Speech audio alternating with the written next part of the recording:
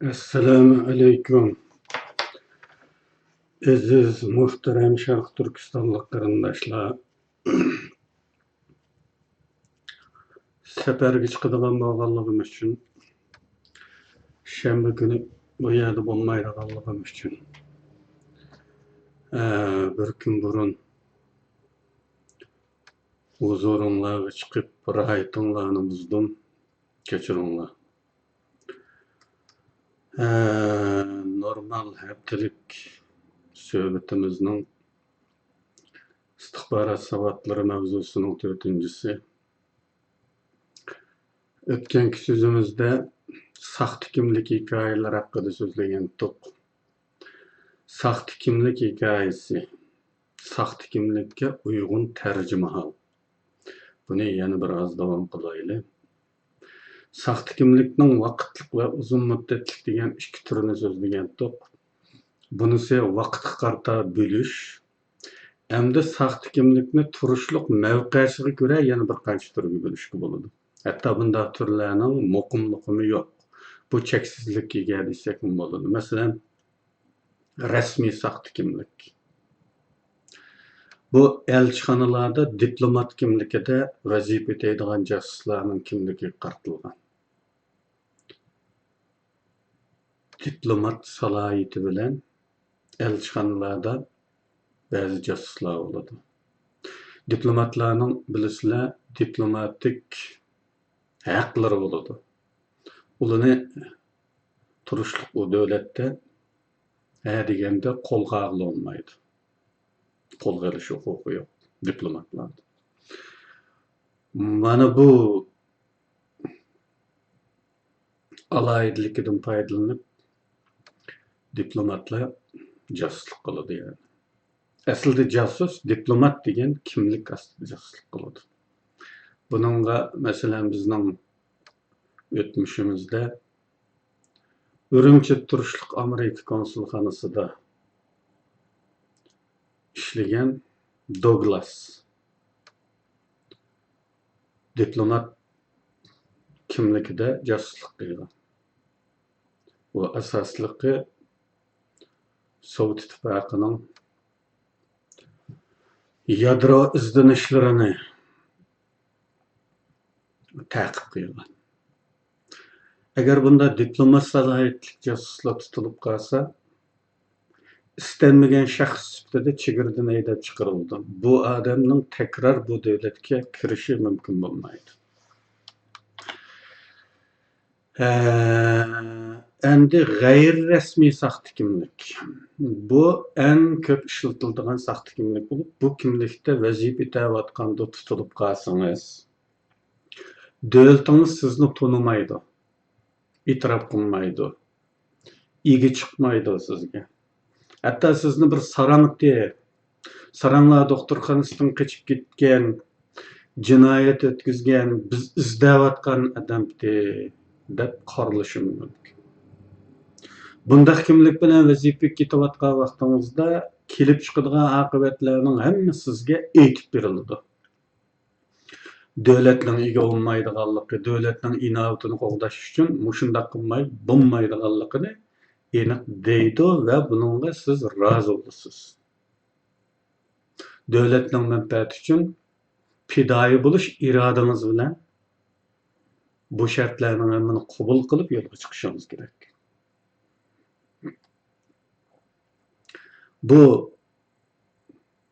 diplomatiyada davlatni satchilikka qoldiradigan ba'zi qonunsiz operatsiyalarga o'rinlashtirilgan vaqtida jasuslar chet elda elib beriladigan og'dirmachilik harakatlari, buzg'unchilik harakatlari u davlatning xalqini mavjud hokimiyatga qarshi kuch kiritish tipidagi harakatlar bo'lib, buningda tutilib qolsangiz davlat ega bo'lmaydi. Cho'nqur saxta kimlik. Bu kimlikdagi jasus uyqudagi jasus deb ataladi. Bu kimlikdagi jasusning shu davlatda yoki rayonda nihoyat muhim bir vazifasi bo'lishi mumkin. Şuna u taki aşı mühim işki kadar uykuda buludu. Muhit sınıflı ketedi ki naytı normal temiz puhra hayatı bilen 10 yıl hatta 20 yıl saklışı mümkün. KGB'nin 20 yıl vazife verilmey taşlab etilgen uykudaki casusları olan Garip devletlerinde. Qısqa müddetlik saxtikimlik içinde yana mavqaga aloqador ba'zi turlar bo'lib, singib kirish ta's bo'lgan ba'zi muhitlarga kirish uchun mana bu saxtikimlik qo'llanilishi mumkin. Masalan, Qizil Kirst jamiyati tarafidan tashkillangan bir yordam gruppasi tarkibiga qetib o'tishlari mumkin. Yoki bir ilmiy gruppaga, ilmiy tekshirish gruppaga, deylikki ekspeditsiya gruppasiga qo'shilib berish mumkin. Yoki taqchiqchilar gruppasi deyilishi mumkin. Savdo vakillar gruppasi, madaniyat almashtirish, san'at o'maklari tarkibida berishi mumkin. Xitoylar har qatim haj o'maki degan bahona bilan ikki jasus qatadi. Haj o'maklariga. Hatta her qandaq chet elga oid muassasalarda jasus bo'lish ehtimolligi bor. Masalan, chet el havo yo'llari shirkatining bilet setish ishxonasi qatorliqlardan foydalanish mumkin. Buning misollaridan biri Xitoy Turkiya orasidagi o'zaro uchish kelishimidan keyinmi Xitoylar Turk havo yo'llarining bilet setish nuqtasidan birini Urumchida etishiga ruxsat qilmagan. Sebebi bu bilet setish nuqtasi uchur to'plash vazifasini bajaradigan bo'lib qolmasin degan endişe edi. Bu kunlarda, ya'ni bugunlarda bundaq bilet setish nuqtasi Urumchida ochildimi yo'q bilmayman. Balkim ochilgandir, chunki Xitoylar bilan bo'lgan do'stlik alayda ilgirlab ketdi emasmi? Ammo u ilgirlarda yo'q edi. Tez suratda kimlik almashtirish yoki tamamen boshqa odam bo'lib olish haqida qisqacha to'xtalgandik. Buningda yana bir qancha amaliy yordam bo'ladigan usullarni deb beraman. Menishingizni o'zgartmak uchun menish shaklini, oyog'ingizning ichini ma'lum eg'irlik bilan to'ldirish. Masalan, oyog'ingizning tumshuq tarafiga bir narsa qoplab eg'irlashtirsangiz, butun tamponligingizga ta'sir qilib, eg'irligingiz oldi tarafga tushadi. Oyoq izlaringizda oldi taraf cho'nqirroq petib manganligi bilinadi. Iz tekshiruvchilar buni tahlil qilganda iz egisining bir oz do'ng'aqlab mangadigan odamniki tahlilini chiqarishi mumkin. Oyoqning tapan tarafini eg'irlashtirganda odam ixtiyorsiz orqaga yontib mangadi. Izning tapan taraf cho'nqir chiqadi. Buning bilan iz tahlilini xatolashtirilishi mumkin. Masalan, bu odamning quchqida bir narsa ko'tarib manganligi faraz qilinishi mumkin. Pachoqqa tarishi bog'lab olsa, oqsab mang'ili bo'ladi. Bunisi yolg'ondan oqsagan bo'lib olganga qaraganda texmi ishonchlik. Ya'ni mubolag'alik bir oqsashga qaraganda bilinar bilinmas benormal menish texmi ishontirish kuchiga ega bo'ladi. Boy egizligini o'zgartishdimi oyoqlarning roli aytdim. İnson bo'yi 1-2 santim farqi bilan ko'zga bak egiz yoki pakar ko'rinish beradi. Bir mezgil ko'rmagan bir balani bir mezgildan keyin ko'rsak, lo'ngdi yo'g'nab ketgandek ko'rinib ketadi. Ammo o'lchab qaraydigan bo'lsak, bu bala ya 1 santim ya 2 santim yo'g'nagan bo'ladi. Aşımı insanın ko'zida ana shunday bir ta'sir paydo qiladi. İnsanın ilgiri qalblashib qolgan, kallasida muqimlashib qolgan bu inson haqidagi bir imago bor. Buni tamoman buzuydi-da. Shuning bilan 1-2 santim narsa bizning ko'zimizga chiq farq bilan ko'rinib ketadi. Bundan başqa menish shaklini ritmlik o'zgartirishning bir usulimi yana oyoqlaringizga munosabatli bo'lib, oyog'ingizni ta'tir kiyib olsangiz, xohlamas menish shaklingizda ma'lum o'zgarish hosil qiladi. Bir odamga jiroqdan qaralsa, odamning sirtqi badan siziqlari aniq bo'ladi. Yuz va tan alohidliklari ko'rinmaydi. Tashqi figur siziqlari nəhayət az bir fərq bilan kishilarning xotirasida o'xshamagan bir imaj hosil qilishi mumkin. Guvohchilar so'ralganda mana shu tashqi siziqlardan hosil bo'lgan imajlar tasvirlab beriladi. Razvedchiklar guvohchilarni so'ragan vaqtida bu odam haqidagi tasvir bir turli bo'ladi-da, buning bilan razvedchiklarni xatoga boshlashi mumkin. Tashqi badan siziqlarini o'zgartirishda kiyimning roli bek cho'ng. Masalan, bir oz uzun keladigan chopanda odam paka ko'rinadi. Qalin yoki keng kiyimda aslidagidan g'olliq ko'rinadi. Bu haqdagi texnikalar rasmiy istixborot kurslarida aniq so'zlansa kerak. Chunki odam psixikasining nurg'un ko'rg'ulonlari bo'ladi. O'xshash bir narsa haqidami odamlar boshqa tushuncha, ta'sirot, xotiraga kelishi mumkin. Buni psixologiyada o'xshash bir rasmni o'xshamagan bir to'p odamga ko'rsatsa, nimani ko'rdim desa, birisi ini ko'rdim deydi, birisi buni ko'rdim deydi. Masalan, ko'p misol qilinadigan bir rasm bor psixologik kitoblarda. Uning eng mashhuri o'xshash ikki odamning yantu bosh rasmi bir-biriga qarashib turgan, burunlari yaqin qarashib turgan rasm. Bu bosh qora rangda. Bu ikkisining oralig'ida shakllangan bo'shliq oq. Bu rasm ko'rsatilgan vaqtida insonlarning ba'zilari ikki dona bosh surati ko'rdim deb javob berdi bunga. Yana ba'zilari u bosh suratni ko'rmaydi. O'tirdi shakllangan oq bo'shliqni ko'rdi va u yerda bir lo'nqa ko'rdim deydi.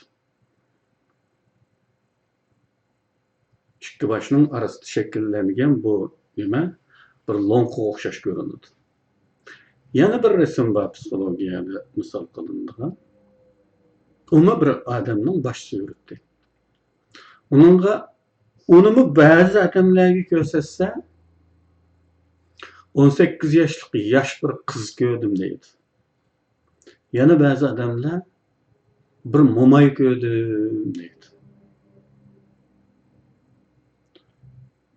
Mana shunday ajoyib bir xil sirliq bu inson. İnsanның psixologiyasi sirliq, insonning tashqi ko'rinishlardan oladigan ta'sirotimi shundan ajoyib xilma-xil bo'ladi.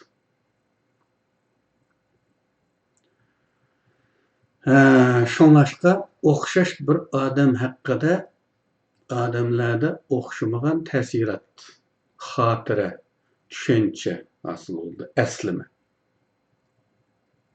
Baş kiyimi yüzünüzün obraz siziqlarini o'zgartirishga yaraydi. Ama bularning hammasida ortiqcha mubolag'alik bo'lishdan saqlanish nihoyatda muhim. Bek cheklanishib o'tgan vaqtida ishondirish kuchi tuvallab ketadi. Gumon o'rlaydi. Bir ko'zoynakmi odamning bir butun obrazida o'xshamaslik yarata oladi. Sakal burutlar texmi ciddi o'zgarishlarni barliqqa keltiradigan klassik usul bo'lsa-mu, bu haqda hamma odamning xabari bo'lgan. Kino oldim bek ko'p, hatto dramalardimi yoshlar qaradamning roliga chiqadi, yolg'on saqalni qo'yib. Buning ishondirish kuchi tuvallab bormoqda. Bir jasus ko'zga ko'rinmaydigan bo'lish, go'yo atrofdagi narsa keraklarning ichidagi birsidek. Muhitga singib, ko'zga chaliqmaydigan bo'lib ketish hamon orqa manzarada joylashish tavsiyadir. Putlashib oldiga chiqib olmay, orqa manzarada qilish tavsiya qilindi. Kunlik ishlardan boshlab, dabdabalik yig'inlarga qadar har vaziyatga uyg'un kiyim kiyish bilan qolmay, shu muhitga yarashadigan shaklda harakat qilishga moyil bo'lish kerak. Cemiyetki sınıp gitiş, etraftaki münasebetli kişiler topu ve qoşni qulumlar içindeki özlüşüm seviyeniz sizning saxta kimligingizni yoshirishga muvaffaqiyatni belgilaydi. Muhitga ayrı valgısız sınışıp ketseniz goya düşman radarlarga görünmeydiğen uçaklardek düşmanın gözüge çelikmaysız. Hiç kim sizin kimligingizni tekşürüp görüşüne akligini keltirmeydi. Saxta kimlik hikayesini hazırlaştı dikkat kılışık değiştik bir neçe mühim nokta var. Saxta kimlik hikayesi yoki saxta tarjimahal hazırlagan dikkat tutuluş gerek olan mühim noktalar tashqi ko'rinishingizni, rolungizni, muayyan bir joyda bo'lish sabablaringizni diqqat bilan ko'zdan kechirishingiz kerak. Rolungiz taqozo qilgan har turli kimlik hujjatlari yoki yo'l xati qatorliqlar, masalan, siz bir doktorxonada ishlaydigan kishining rolini olayotgan bo'lsangiz, ishontirish kuchiga ega bir kimlik hujjatingiz bo'lishi kerak. Shundaqla bu rolni olayotguncha kerak bo'ladigan sayman üskünlerinin isimlerini, qandaq işletildiğanlığını bilişiniz gerek. Maslashish uchun şu etrafdan coğrafiyalik tuzilishini pishib bilishingiz gerek. Hatta ma'lum bir xil tarzda so'zlash, kim ekanligingiz, nereden kelganingiz, munosabatlik soha yoki qiziqishlaringiz qatorliq mavzularda nihoyat tafsilotli bir kechmishingiz bo'lishi kerak. Mumkin bo'lganicha buning ko'p tarafdan dalillanadigan darajada bo'lishi texim foydali. Bu halda del siz kiptik kirib olgan ash roldagi kishining del o'zi bo'lib ko'rinasiz. Hech kimning ko'nglida zarracha shak paydo bo'lmaydi. Saxta kimlikni rost qilish uchun hamyoningizdagi bank kartalari, ism kartalari yoki shuningdek boshqa ushshaq tushaklarning hammasi kimlik hikoyangizga uyg'un bo'lishi muhim deb o'tgan. Masalan, hamyoningizda Londonning metro bileti yoki Londondagi ma'lum do'konning koni bir taloni bor turib, Sharqiy Germaniyadagi kan ishchisi kimligini iddia qilsangiz, sharmanda bo'lasiz. İstihbaratçının yana bir diqqat qilish shart bo'lgan nuqta yaqinlarining rasmlarini yendelib yurmaslik. O'zimi normalda rasmga tushishga amroq bo'lmaslik lozim. Bu rasmlar saxta kimligingizni echib tashlash rol o'ynab qolishi, tutilishingizga sabab bo'lishi, sotda isbot roli o'ynashi mumkin. O'zining o'qimagan bo'lishiga qaramay, qalbining pokligi tufaylidan, e'tiqodining sofligi tufaylidan Alloh diliga sog'an bo'lish kerak. Zaydun Yusuf Barin inqilobining lideri, yaqinqi zaman Sharq Turkiston tarixidagi eng buyuk kurash qahramoni Zaydun Yusuf sabdoshlarga rasmga tushmaslikni taqilaydi. O'zining resmi tepilmagan odamning. Ko'rgazmalarga qo'yish uchunmi resmini topolmagan. Resmiga tushishdan cheklaydi. Bo'lapmi yana birisi bilan birlikda resmga tushish. Chunki yeningizdagi u odam tutilib qolsa, siz uni tonimayman deyolmaysiz. Xohlar xohlamas uni chetilib qolasiz.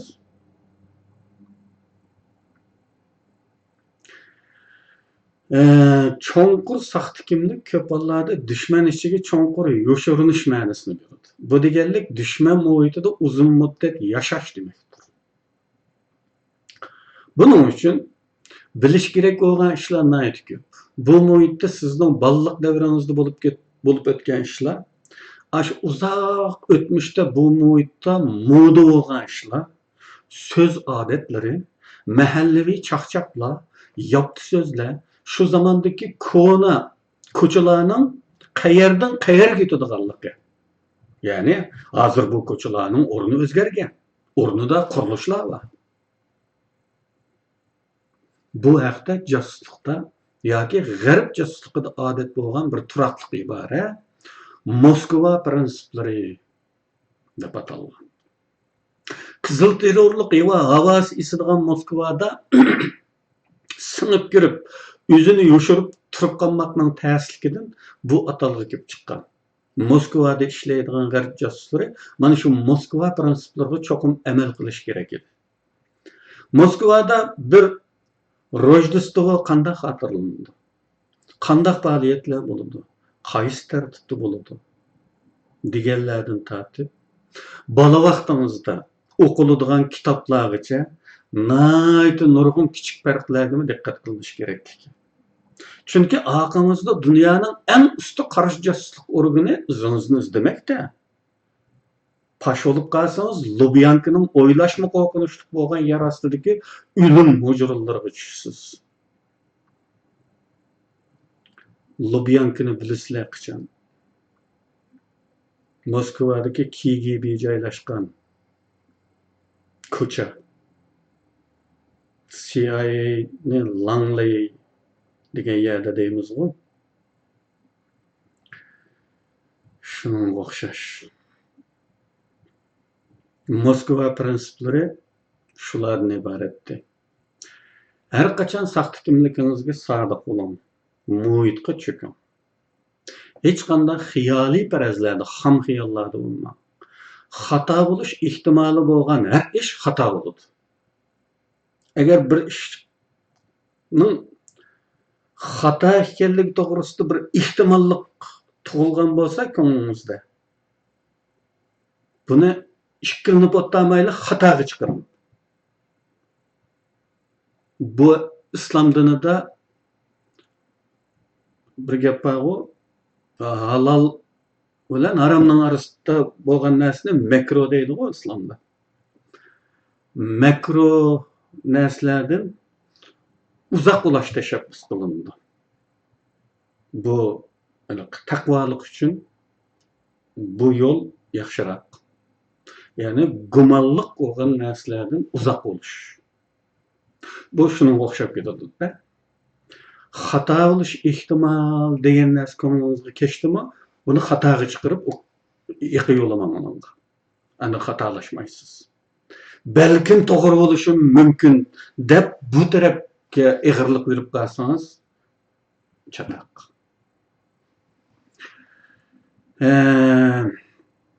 Texnika sizni yo'lda qo'ydi. Ya'ni texnikaga ishinib ketmang deydi. Hech kimga ishonmang. Har kim dushmanning kuzatish ostida bo'lishi mumkin. Orqangizga qaramang. Hech qachon yolg'iz emassiz. Bevosita sezimlaringizga ishoning. 6-sezgi deb qo'yilgan bu bevosita sezim. Ya'ni ko'nglimga ayon bo'ldi, ko'nglim tatmayotdi deydigan bir tuyg'u. Mazag'ir tilda ko'nglim tatmayotdi. Ko'nglim shak bo'layotdi. G'ash bo'layotdi deydigan bir xil tuyg'u. Ash tuyg'uga ishining deyotdi. Ko'nglingiz tatmagan bo'lsa, demak ash ish bo'lmaydi. Qilmang shu ishni.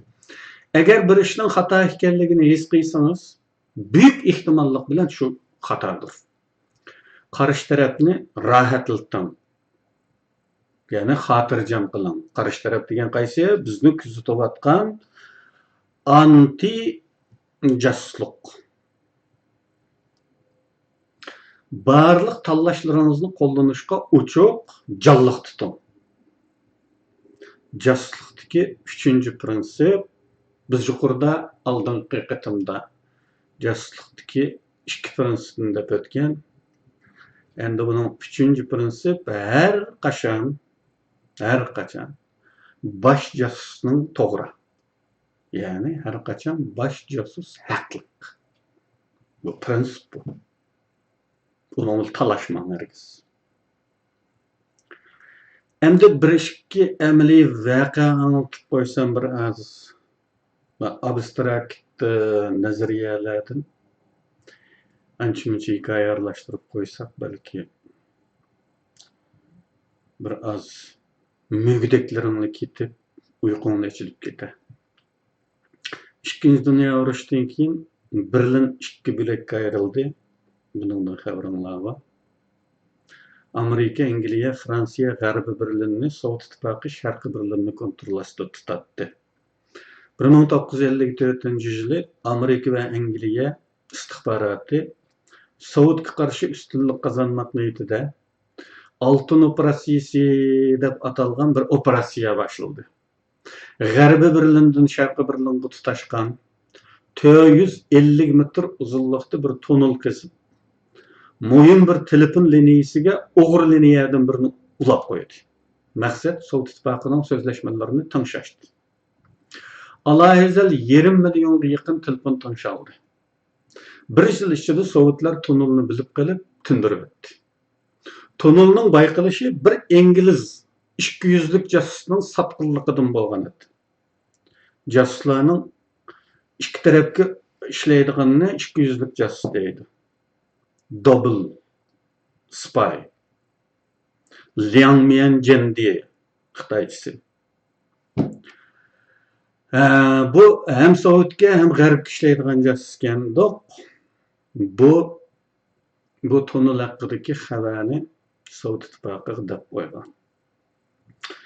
Texmi cho'ng ehtimolliq tonel qazish boshlanishdan burunla tonel haqida Sovetlarga uchirib bergan bo'lishi mumkin.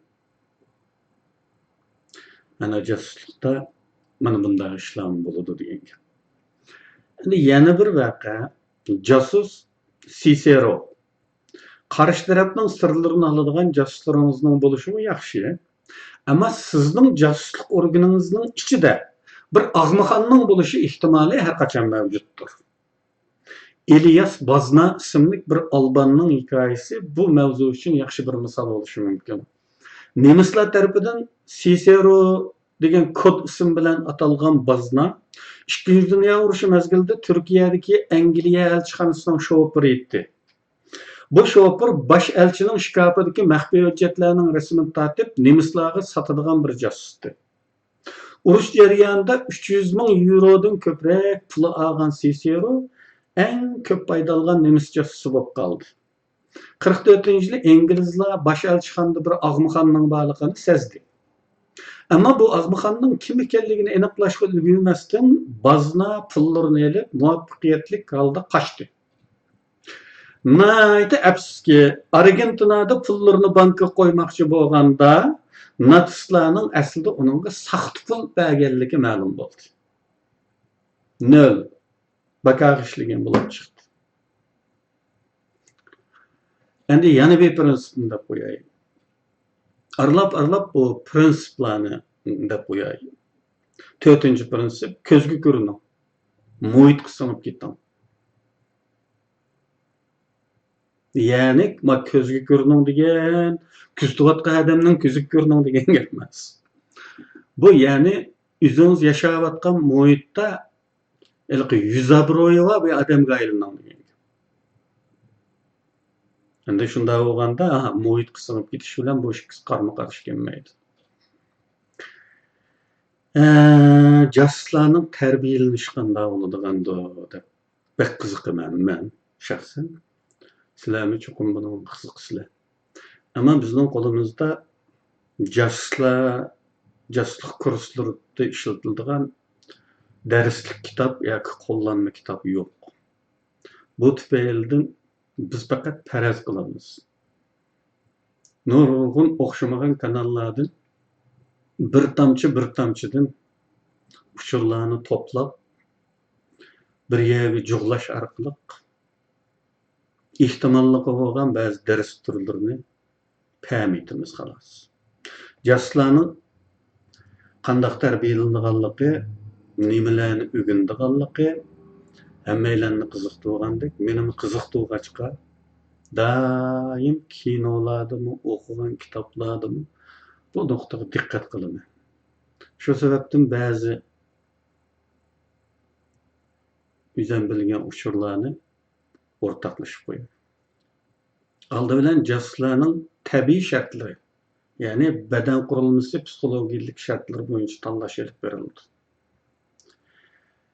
Tabiiyki siyosiy kimlik ham muhim. Rasmiy tarbiyalangan casuslar bilan ag'maxonlar, ayg'oqchilar, quloqlarning albatta ko'p farqi bor. Dushman servislar qarshi taraf ichidan ag'maxonlarni tanlashda, quloq, payloqchi, munofiqlarni tanlashda yoki oldingi avlodi o'zlariga ishlagan munofiqlarning keyingi avlodlarini cho'qim yana ishlatadi. Bu bizning muhitimizda. Texmi shunday bo'lib kelayotganligini ko'ramiz. Hammaylar o'zimiz yashagan ilgari vatandagi chig'imizda o'zimiz yashagan muhitni va ko'pchilik tarafidan falonchi munofiq deyiladigan turdagi odamlarni takror kallamizga xotirimizga keltirib bir tefekkür tecrübesi elip bakmaqlar. Bu adamlarning dadısımı, boğusımı Xitaylar işleyen buludu.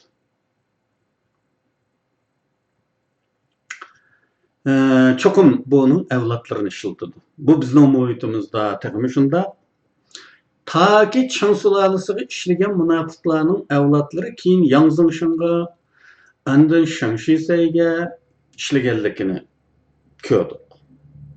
Şahsen men bilim bundaqdan bir qancha. Uningdan eşib qolganlari Gomindanga, hayot tikillari yoki avlodi kommunist Xitoylar ishlayotganligi bilinmoqda. Endi buning nurg'un psixologik sabablari bor, qarindoshlar. Nima uchun bir munofiqning avlodini munofiq qilib ishiltadi? Endi Zeydin Yusufning nazariyasi bo'yicha bo'lgan vaqtida Muşa haramni yap çoğun olgan bala haramlık olarmış ve o işençilik olmazmış. Yani bu Bahri'nin kılavının teşkilatçılardan bo'lgan sebdaşlarımdan birinin de birişçe Qashqarda bir damollının ki balası bek yakınçılık qilib ketibdikan Bahri'nin kılapçılarga yoshurun vaqtida. Bu yakınçılıkka chidab bo'lolmagan bu rahbarlar buni tashkilotga qabul qilmoqchi bo'lib Zeydin Yusufga debdi. Mushu obdan balaytdi, bak bizga yaqinligi bor. Mushuni qabul qilsak desa bo'lmaydi debdi Zeydin Yusuf. Nemishqa desa bu haramdan bo'lgan bu debdi. Bu damollaning balasi to'sqanda haramdan bo'ladi desa, chunki u dadasi damolla bo'lgandan keyin haq bergan bir nimalarni yeyaveradigan bo'lgandan keyin qanday keldi bu bo'lamli bo'lmamdini arimay. Endi uningdan bo'lgan bola cho'qim haromlik bo'lgan bo'ladi. Cho'qim uning dadasi boshqa bo'lish shart emas. Haromni yegan energiyadan hosil bo'lgan bu bola haramlik. Haromdan bo'lgan boladan vafo kelmaydi deb qarashtiribdi. Ama başkalar qoyil olmabdi buningga. Chunki Zeydin Yusufning qalbi tuydi. O'qimagan odam o'zi Zeydin qari deb qo'yalsimi, amaliyotda qari emas u. To'liq qari emas. Shunda bo'lishiga qaramay, o'qimagan bo'lishiga qaramay, u mushu she'riyatning yuqori pallasida she'r yozgan bir odam. Dahshat she'rlari bor uning. Uning she'r yozilgan xotirasi Bahri'nin qilab mag'lub bo'lgandan keyin Xitoy saqchilarining qo'liga tushgan. Va bu she'r xotirasi haqida mening azroq uchurim bo'lgan. Ajoyib she'rlar bo'lgan uningda. Nima uchun bu odam bunday qila oladi buni? Nima uchun uning o kadar siyosiy sezgirligi bor? Nima uchun ba'zi narsani oldin fahmiydi? Qalbning pokligidan, davosiga bo'lgan sadoqatidan, e'tiqodining mustahkamligidan, qilchimi shaxsiy g'araz, menmenligining yo'qligidan, borligini bu ishga o'tganligidan Alloh uningga shuni bildirayotgan ish bu. Bunda mo'jiza bu. Uning uchun bu Zeydin Yusuf fahmitaligan balani va qolgan sabdoshlari fahmitanmaylik. Ya bu qanday gap bu? Haram yedi deblendi onun o adam munofiq bo'lib ketish qanday bo'ladi? Mana Zeydin Yusuf oxiri yana birlik ish qilayotgan sabdoshlar orasida bir tangpongliq saqlashmi siyosiy ehtiyoj bo'lgachqa atrofidagilar bek dalolat qilaverganlikdan bo'pti ko'nglandim misali ma'qul bo'ldi. Tashkilot qabul qildi. Birinchi so'roq tili setildi bu.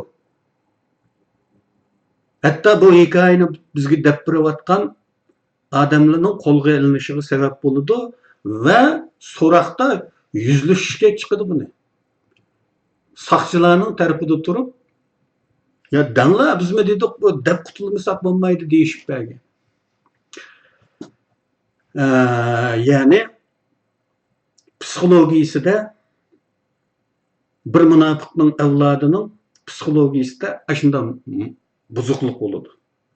Ya'ni uning qinida kollektiv yoshirnayda gindan giniga o'tayotgan bu qonda bu alayidlik bo'lganlik uchun bu Xitoylar uchun ishonchli bo'ldi bunday odamning bolalarini ishlatsa.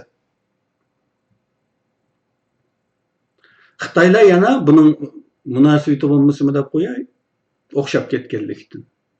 Xitoylar yana ejdodi Xitoylarga qarshi chiqqan bir avlod bo'lsa, bir jamoat bo'lsa, ejdodlarining cho'ng dadisi Xitoyga qarshi inqilobga qatnashgan bo'lsa, ashuning keyingi avlodiga ishonmaydi Xitoylar. Buning psixologik bir asosi bor. Asli gapimga kelay, deyilganlar yuqori deyilganlar, quloqlar ayg'oqchilar. Resmiy jasuslar emas. Ba'zida sinoqlardan o'tgan ayg'oqchilardan tarbiyalashga bo'ladi ekan deb qaralganlari qisqa muddatlik, o'tir muddatlik tarbiyalashdan o'tkazilishi mumkin.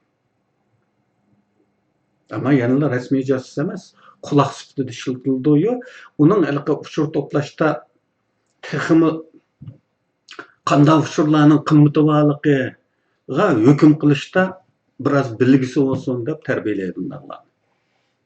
Bundaqlar odatda Uçqashqarlı mahallimizdan Matqasim Axunning o'g'lini Matmusani jasuslik kursiga ketgan shaklda qilmaydi bu ishni. Bunga diqqat qiling. Biz ko'proq o'zimizning muhitini nazorat tutib so'zlaylik buni. Umumiy, dunyoviy jasuslik muhitidan emas. Qanday qiladi buni?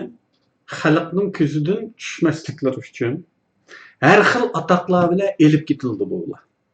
Andın kursga qatnashdi. Masalan, eng ko'p qo'llanilgan va eng ta'sirli usul qo'lga ilingan qilib ketildi. Siz uni turmaga ketdi deb o'ylaysiz. Ammo u kursda.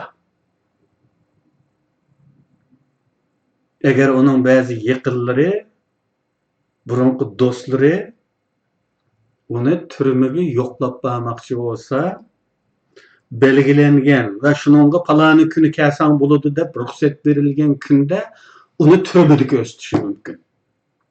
Buning rostligini isbotlash uchun. Ammo boshqa chog'da kursda. Yana ba'zilari uzoq bir yerdagi normal bir maktabga o'qishga ketgan qilib, amaliyotda u maktabda emas, jasuslikda o'qishlari mumkin. Ayliqi ot qilib ketgan, haqligi davron qilingan maktabga emas, jasuslik maktabiga ketgan bo'lishi mumkin. Yana ba'zilar chet elga chiqib ketgan qilib pardalanishi mumkin. Bularning ichida eng keng qo'llanilgan usul qo'lga ilinish. Buningda bu kishining xalq ichidagi e'tiborini oshadi, qaytib kelsa xuddi g'ozidek qabul qilinadi. Amaliyotda u turmada emas, kursda bo'lgan bo'ladi. Endi resmiy jasuslarning tarbiyalanish haqida bir oz to'xtalaylik. Yuqorida badan tarbiyasini degan to'p jismoniy qurilishi uyg'un kelishi kerak degan to'p. Va uning oldidagi videolarda deganimizda bek egiz yoki bek paka, bek semiz, bek o'ri bo'lishdek. Ko'z bir qaragan odamning isida qoladigan taq turib bo'lmaslik kerak. Chunki guvochilar oson aytib turdi bu odamni. Bir lam ko'rsa isida qoladi. Badan tarbiyasi deyilganda sportchilardek muskullik bo'lish kerak emas. Bunisi bek diqqat tortish cho'qim. Ammo jismoniy jafolarga chidamliq, ochlik, ussizlikka chidamliq, jismoniy azoblarga chidamliq qilib tarbiyalashdan boshqa ruhiy qurilma jihatdanmi ma'naviyati asan yemirilmaydigan psixik besimlarga chidamli qilib tarbiyalandi. Ondan hozirgi zamon mas'uliyatlaridan bo'lgan yolg'on mashinasiga bog'lab, yolg'on so'zlabmi mashinani aldayalaydigan qilib chiniqtiriladi. Buning misollarini ba'zi kinolardan ko'ra olasizlar. KGB'ning nihoyatda jiq jasuslari Amerikaning yolg'on mashinalarini aldib etgan. Bu mashinaga bog'lab, bu xuddi yurak kadrogram mashinasiga o'xshash hammaga tokni chetib qo'yib, andin bu ekranda ko'rinadigan egirsizliklarga qarata uning yolg'on so'zlayotgan yoki rost gap qilayotgan tahlil qilinadigan bir xil mashina. Buni ba'zi kinolarda ko'rasizlar. Nima uchun bu mashina orqali bir odamning yolg'on so'zligini bilgani bo'ladi? Bu yurak va psixologiyaga oid bu tibobat ilmi asosida kelib chiqqan bir mashina. Ya'ni doktorlarning qarashicha odam yolg'on so'zlagan vaqtida yurakning ritmida ma'lum egiz-pastlikning bo'lganligi. Buningga asoslanib yasalgan.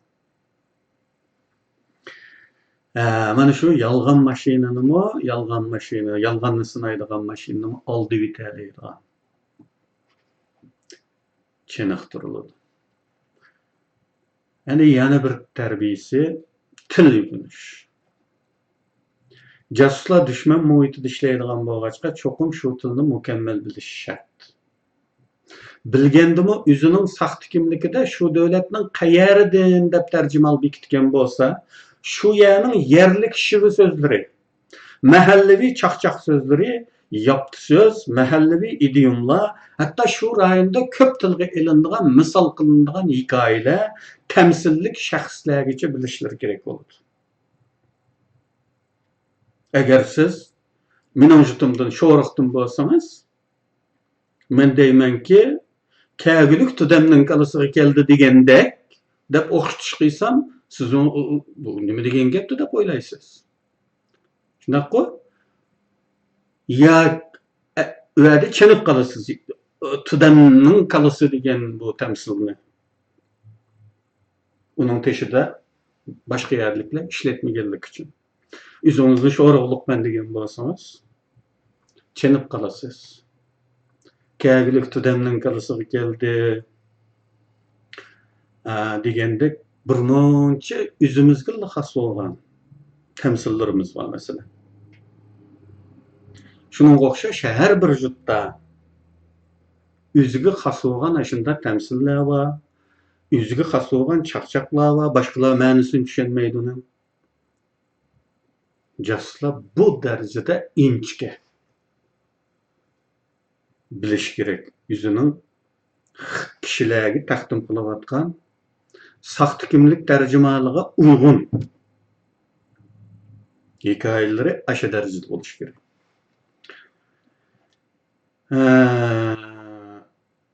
KGB'ning jasus kandidatlari odatda to'liq o'tir maktablardan tanlanadi. Balki hozir shunday tanlanmagan bo'lsa kerak. Aslida maktab doiralari xeyli burunqi yilliklardan boshlab har bir o'quvchi ustida rasmiy arxiv tutadigan bo'lgach, bu arxivda o'quvchining butun ahvoli xotirlab meniladigan bo'lgach, bundaq tanlashlarni qulay bo'ladi. Masalan, Ivan buning til o'rganish talanti bor deyilgan bo'lsa, arxivda til o'rganish talantiga ko'ra tanlanishi mumkin. Chunki jasuslikda bu til bek muhim. Mayli dushman muhitiga avatiling va uning orasiga singan holda uchuv toplaydigan jasus bo'ling. Mayli bosh shtabda turli manbalardan kelgan uchurlarni tahlil qiladigan mashinada ishlang, yana bu til kerak. Chunki dushman davlatning tili. Til bildiganlar ishlash kerak bo'ladi bu yerda. Va u tilni Ücürükçü biladigan bo'lish kerak. Odatlikcha bilsa yetishmaydi u.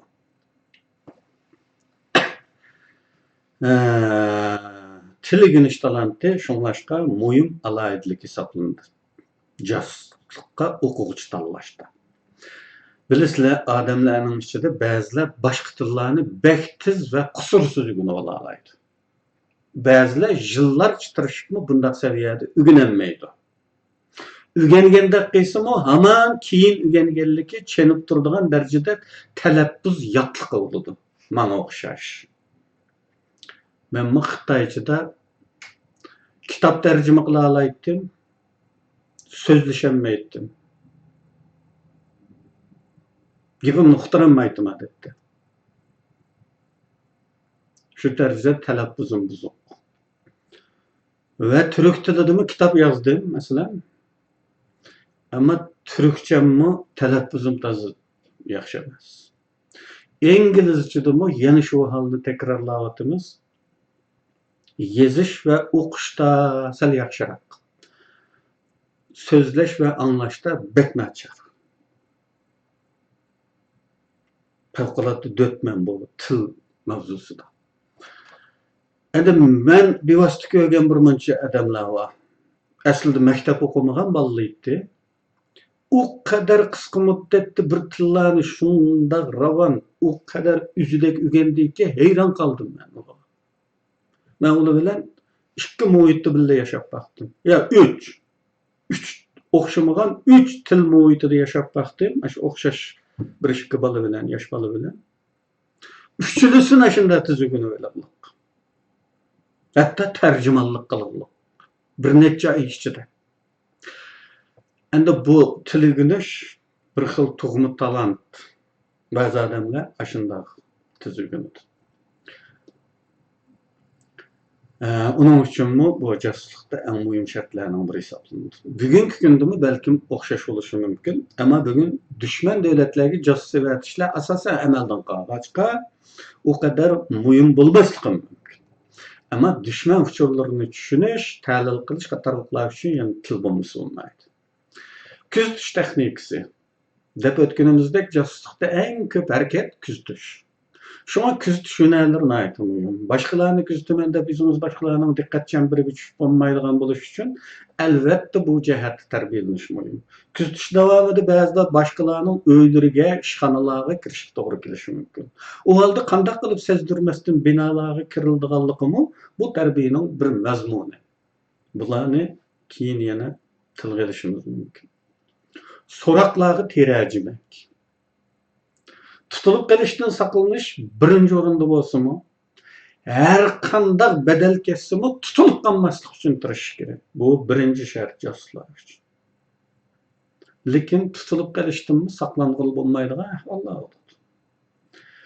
Ko'rishli ba'zi bek muhim jasuslarning yoqsiga siyanid, bir ishlam siyanid tikib qo'yiladi raxtning ichiga. Yaqısını g'achchidil qilib tishlab olib o'zini o'ltirib oladi. Buning bir necha sababi bor. Biri tirik tutilib qolsa, shu mumusini uchqurgandilla ko'radi yani. İnson bolasining qo'lidan keladigan leki azob oqibatning, qiyin qistaqning hammasini tetishga majbur bo'ladi. Bu azoblarni tatgandan ko'ra o'lga yaxshiroq haqiqatan. O'limni ming qatim arzu qiladi shu qiyin qistoq jarayonida.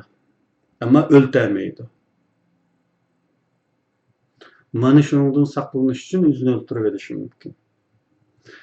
Texmi muhimi uningda vatani va millatining jonijon manfaatiga munosabatlik intayin muhim sırlar bo'lishi mumkin.